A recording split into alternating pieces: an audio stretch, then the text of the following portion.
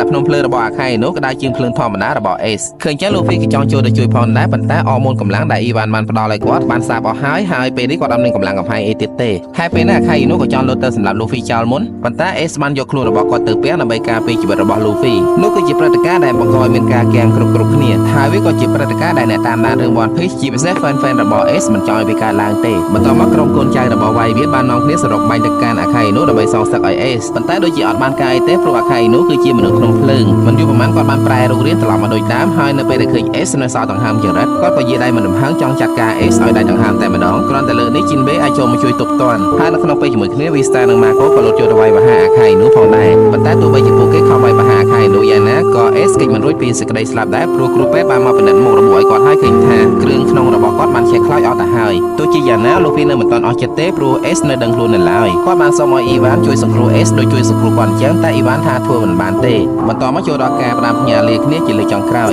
Ace បានប្រាប់ Luffy ថាអ្វីដែលធ្វើឲ្យគាត់សោកស្ដាយជាងគេនៅក្នុងជីវិតគឺគាត់មិនអាចនៅចាំមើល Luffy សម្រេចក្តីសុបិនខ្លាចទៅជាស្ដេចចោលសមុទ្រហើយពីចុងក្រោយរបស់ Ace គឺអរគុណអ្នកទាំងអស់គ្នាដែលបានស្រឡាញ់គាត់ហើយបន្ទាប់ពី Ace ដាច់ខ្យល់ស្លាប់បាត់ទៅ Whitebeard ហើយនិងកូនចៅរបស់គាត់មានការសោកស្ដាយយ៉ាងខ្លាំងចំណែក Luffy ដូចជាការຕົកជាងគេ